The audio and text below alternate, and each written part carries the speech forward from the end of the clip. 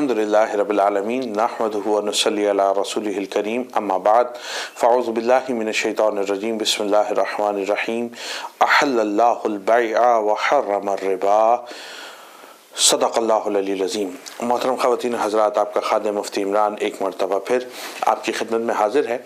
और आज हम आपकी खिदमत के अंदर रियासत मदीना के माशी निज़ाम के हवाले से कुछ गुजारिशात हैं जो पेश करना चाहते हैं। और उसकी वजह यह है कि इस वक्त हम अपने अतराफ़ के अंदर ये देख रहे हैं कि कमो बेश हर शख्स, चाहे वो ताजिर हो या नौकरी पेशर हो, अमीर हो या गरीब हो, हाकिम हो या महकूम हो, तमाम की तमाम आजकल रियासत मदीना के हवाले से गुफ्तगू कर रहे हैं और कोशिश ये की जा रही है कि इस मुल्क के खुदादाद पाकिस्तान को रियासत मदीना की ढप पर चलाया जाए या चलाने की एटलीस्ट कोशिश की जाए। अब यकीनन उसके अंदर बहुत सारी जिहात हैं, बहुत सारे डिपार्टमेंट हैं, बहुत सारे इंस्टीट्यूशंस हैं जिनको हमें मदीना शरीफ की रियासत के मुताबिक ढालना है। लेकिन सबसे ज़्यादा मसला जो बराह रास्त हर ख़ास व आम जिससे मुतासर होता है वो हमारे माश का मसला है। तो हमें ये देखना पड़ेगा कि नबी अलैहिस्सलातु वस्सलाम ने जब आप मदीना तैयबा के अंदर तशरीफ़ फरमा होते हैं तो किस अंदाज के अंदर माशी निज़ाम को वहाँ पर मुस्तहकम बनाया और उसके बाद उस रियासत को मुस्तहकम किया और उसके नतीजे में वहाँ के बसने वाले लोग और उससे मुताल्लिक़ा तमाम लोगों को दुनियावी और उखरवी दोनों फ़वाइद से हमकिनार करवाया। ये वो बुनियादी फ़लसफ़ा है जो कि माशी निज़ाम का और रियासत मदीना का था कि नबी अलैहिस्सलातु वस्सलाम जब दुनिया में तशरीफ़ फरमा हुए तो यकीनन आपने सिर्फ लोगों की आखिरत की फिक्र नहीं की बल्कि कुरान हकीम की उस आयत के मुताबिक कि रब्बना आतिना फिद दुनिया हसना व फिल आखिरति हसना वक़िना अज़ाबन नार, उसको सामने रखते हुए लोगों के दुनियावी माशी मसाइल को भी हल फरमाया और उसके साथ साथ उनके उखरवी मसाइल का भी हल उनको फराहम किया। अब मदीना शरीफ की रियासत के ज़रा सा बैकग्राउंड अगर हम समझ लें तो हमारे ऊपर कई बातें वाज़ेह हो जाती हैं कि नबी अलैहिस्सलातु वस्सलाम जब मदीना शरीफ तशरीफ़ लाते हैं उस वक्त किस कंडीशंस ये हैं कि मदीना शरीफ के अंदर यहूदी कबाइल वो डोमिनेंट पोजीशन के अंदर मौजूद हैं और तमाम मदीना शरीफ का जो माशी निज़ाम है वो उनके हाथों में मौजूद है। तीन मशहूर कबाइल जो यहूदियों के हैं मदीना शरीफ के अंदर मुकीम है, जिसमें बनु कैनका शामिल है, बनु नज़ीर शामिल है और उसके साथ बनु कुरैज़ा का कबीला है वो वहाँ पर मौजूद है। तीनों कबाइल के लोग वो वहाँ पर माशी तमाम सरगर्मियों को खुद चला रहे हैं। वहाँ के जो बाज़ार हैं उसके अंदर बैठे हुए हैं, उनके तमाम इंतजामात उनके पास हैं और यकीनन जिस तरह हम दौरे हाजिर के अंदर यहूद को देखते हैं कि वो माशी इस्तेहसाल पूरी दुनिया का कर रहे हैं, बिल्कुल उसी तरीके से उस ज़माने के यहूदी भी पूरी दुनिया का माशी इस्तेहसाल कर रहे थे। और बिलखुसूस रियासत मदीना और उसके अतराफ में बसने वाले वो लोग जो कि उस इलाके के अंदर आते थे और यहूद के साथ तिजारती लेन देन करते थे, ये उनका माशी इस्तेहसाल किया करते थे। जब नबी अलैहिस्सलातु वस्सलाम माइग्रेट फरमाते हैं, मदीना तैयबा पहुंचते हैं तो वहां पर आप अपने सहाबाए किराम को जहां मवाख़ात का दर्स देते हैं और अंसार सहाबाए किराम के साथ मुहाजिरीन को एडजस्ट फरमाते हैं, वहां पर जो मुहाजिर सहाबाए किराम हैं उनको इस हवाले से प्रमोट किया जाता है कि वो मार्केट्स में जाएं और वहां जाकर तिजारती सरगर्मियों को शुरू करें।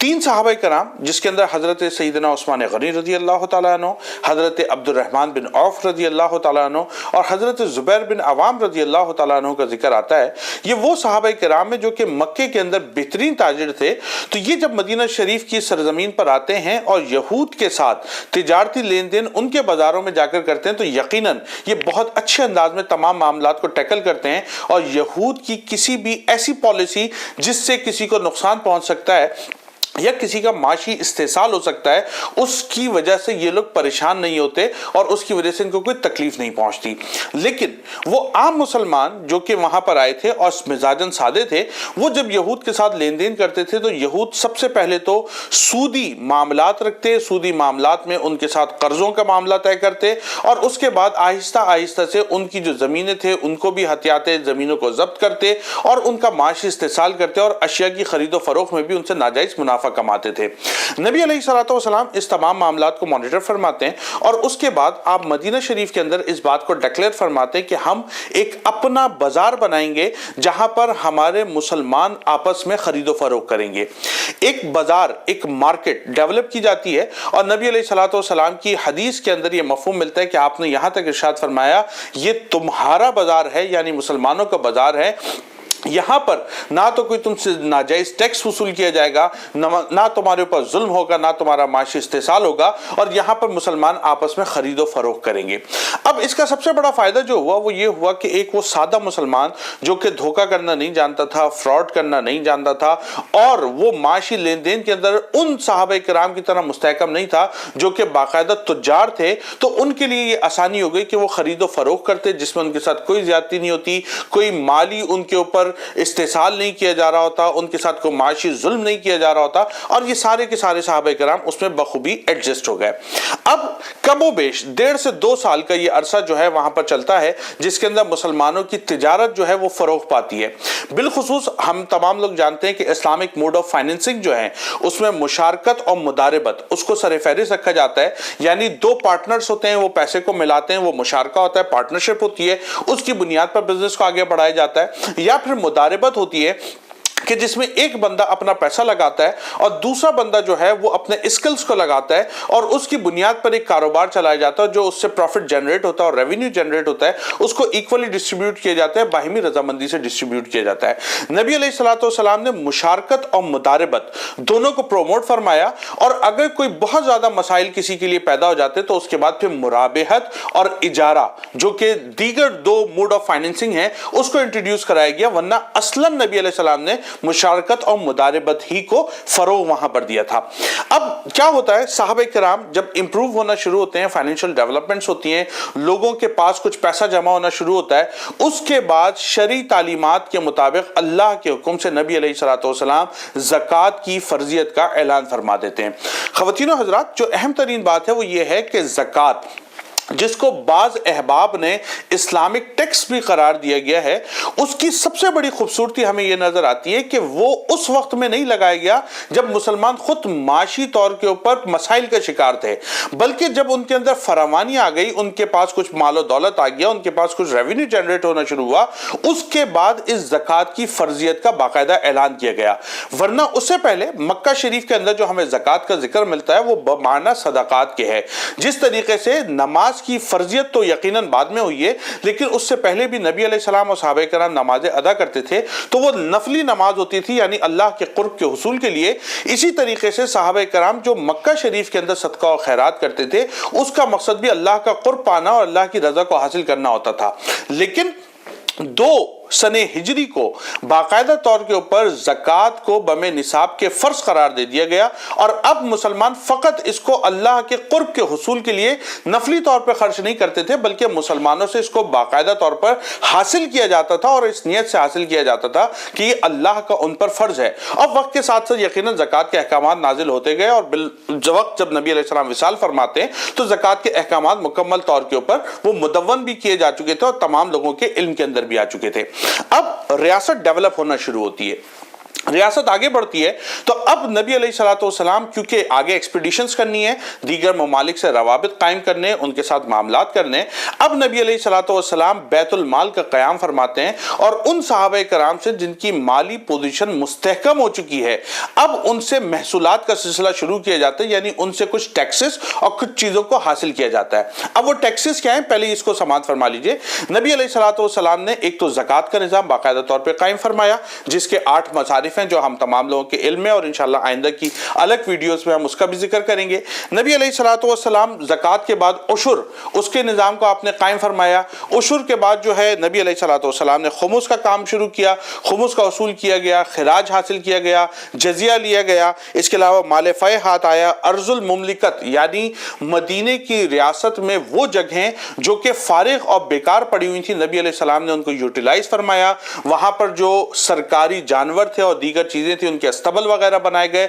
ان جگہوں کو یوٹیلائز کیا گیا۔ اس کے علاوہ جو عشور کسٹم ڈیوٹیز لگائی گئی ان کے اوپر، جو کہ نان مسلم تجار جو تھے وہ مدینے کی ریاست میں آ کے تجارت کرنا چاہتے تھے، تو نبی علیہ السلام نے ان سے کچھ ٹیکسز کو وصول کرنا شروع کیا۔ اس کے علاوہ صدقات کی پوری ایک فکر تھی جس کو عام کیا گیا، اس کی تبلیغ و ارشاد کی گئی، اور سب سے آخر میں ضرائب باقاعدہ طور کے اوپر ٹیمپریری ٹیکسز کو اجرا کیا گیا۔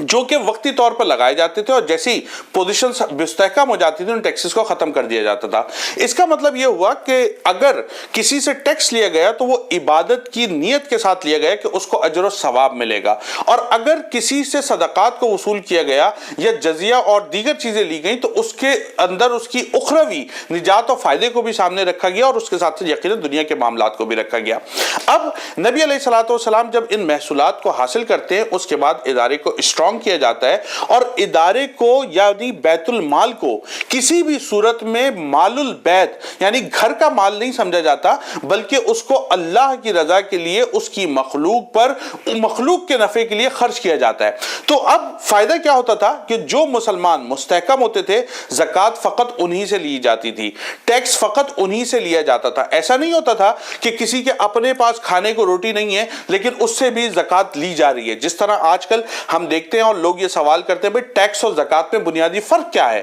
تو ٹیکس اور زکوٰۃ کے اندر جو بنیادی فرق یہ ہے کہ زکوٰۃ جو ہے وہ جب نصاب کے مطابق کسی کے پاس مال موجود ہو اور اس پر پورا سال گزر جائے اس کے بعد اس کا اجرا کیا جاتا ہے، جبکہ ٹیکس کا عالم یہ ہے کہ ایک بندہ جس کے پاس کھانے کو روٹی بھی نہ ہو تو اس سے بھی زبردستی جبرن